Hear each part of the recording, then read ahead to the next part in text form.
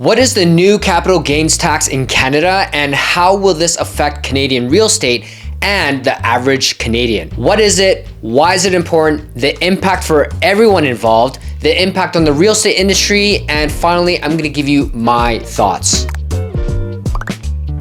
So what is it? Okay, before I talk about capital gains, let's first define what a capital gain is. When you sell something like stocks, a house, or another investment for more than what you paid for it, you've made a capital gain. This means you've earned a profit from selling the asset. The new federal budget announced changes to certain capital gains tax, which is set to come into effect on January 25th, 2024. So, what is the current capital gains tax in Canada versus the 2024 proposed federal capital gains tax?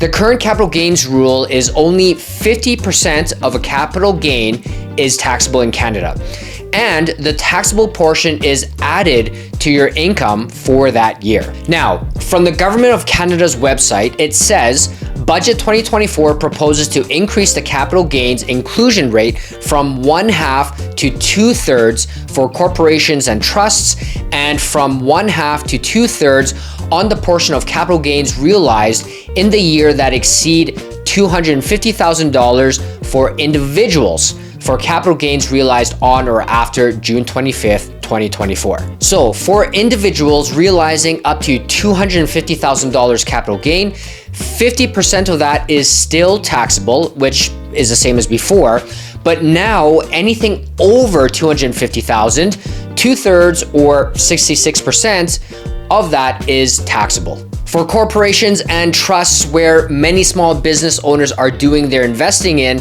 they're getting hit a little harder. They do not get the $250,000 limit. Instead, 66% of all of their capital gains is taxable. Now, it's important to note that capital gains generally do not apply to some types of personal use property, like cars and boats. They also do not apply to the property you live in, which is your principal residence. So why is this important? Okay, so the government touts this as a tax only for the wealthy, but that is completely bullshit. This actually impacts middle-class families and the average Canadian.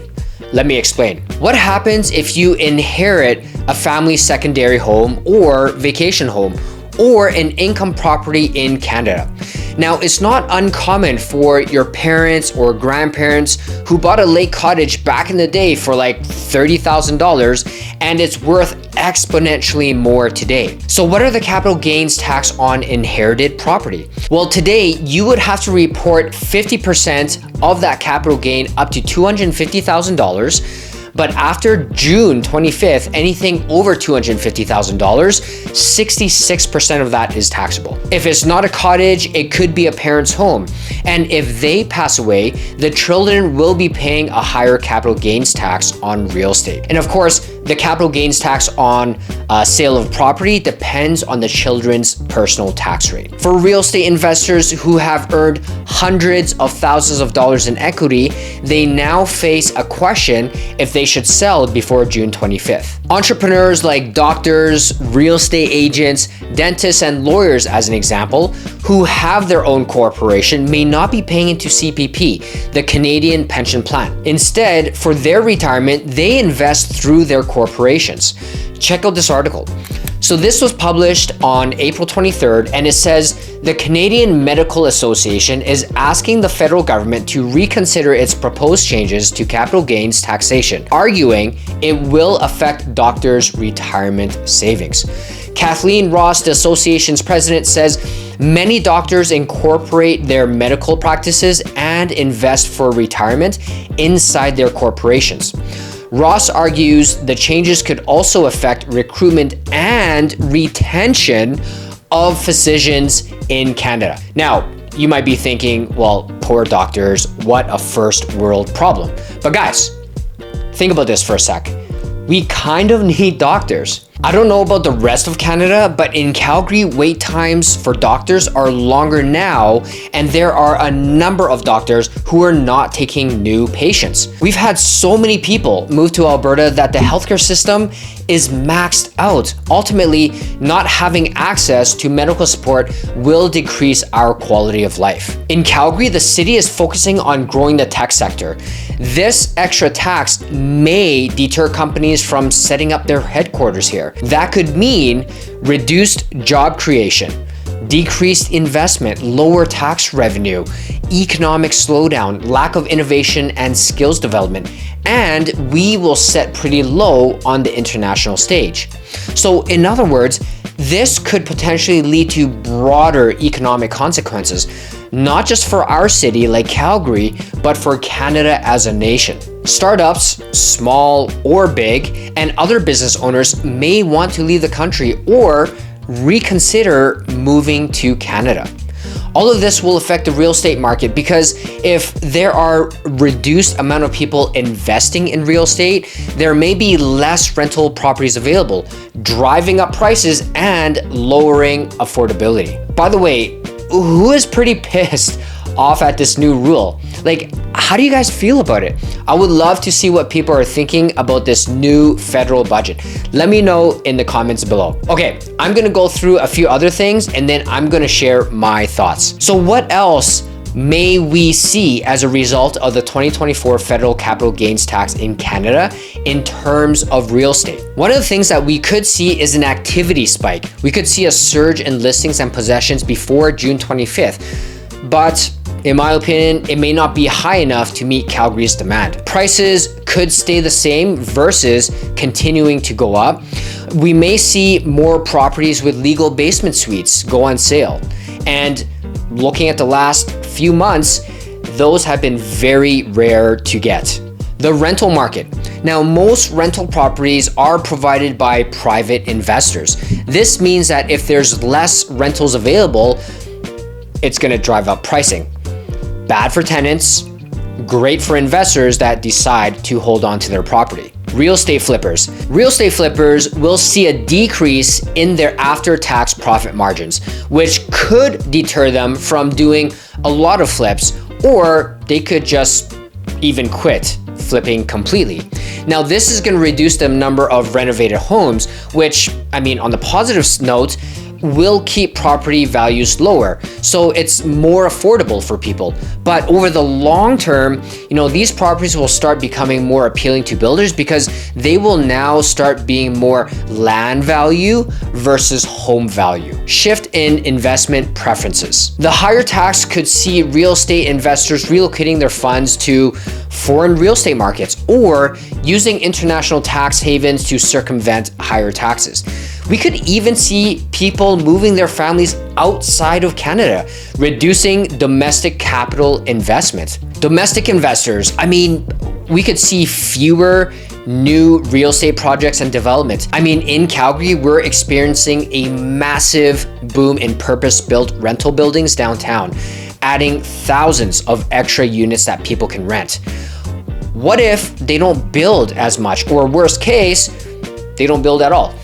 The housing shortage will be an even bigger problem. My thoughts. Okay, to bottom line it, we will all be paying more tax. Will it affect the average Canadian? In my opinion, not generally. Unless they trigger a one-time event like inheriting a property or selling an asset that's been accruing in value over a period of time.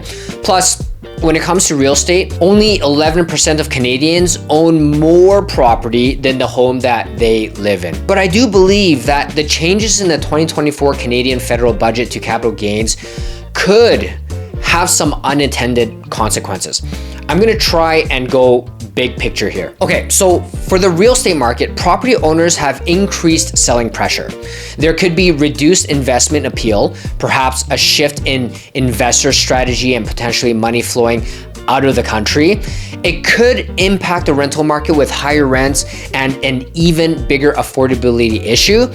It could cause long-term market cooling. And of course, a reality that no one loves is market uncertainty. Now, if these things happen and there is a flight of money and people out of the country, because I mean, there's a lot of people talking about Canadians being fed up with this government, then this could ripple through the broader Canadian economy. And at that point, then this could affect the average Canadian. Some of those things could be slower economic activity and growth, fewer jobs, which could increase unemployment rates, lower consumer spending, affecting retail, reduced government revenues from fewer land transfer taxes and people not spending. So we may see less public services and infrastructure.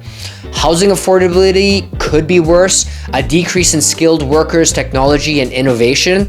We will have to work harder and longer to save up money for retirement. And of course, something that we cannot put an intrinsic value on, the overall positive well-being of our finances. Wow, that was all pretty negative.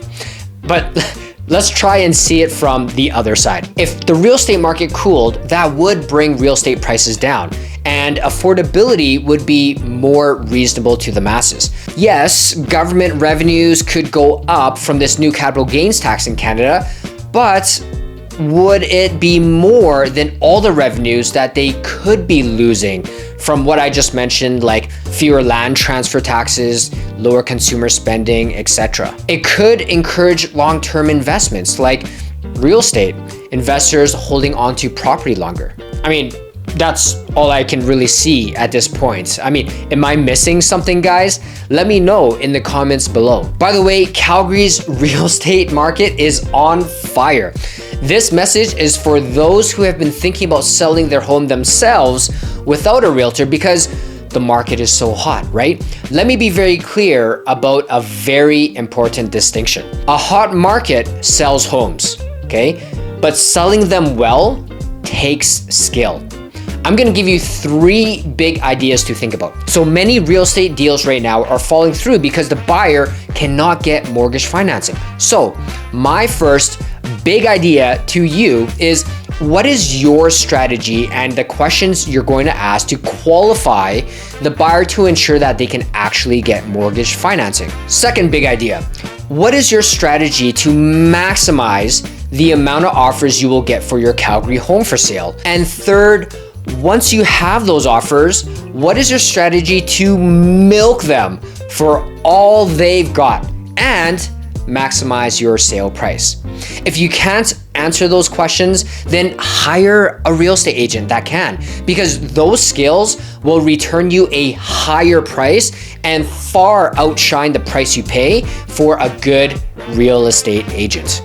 If you want to have that conversation, reach out to us below. Now, I don't know if this video was helpful, but if it was, I would love your support if you took 2 seconds to hit that like button, and feel free to share this video with anyone that might find it useful. Subscribe if you want more information and content like this. My name is Felix Chan, Calgary realtor and mortgage broker with the Live Inner City Real Estate team powered by Real Broker, and we'll see you in the next video.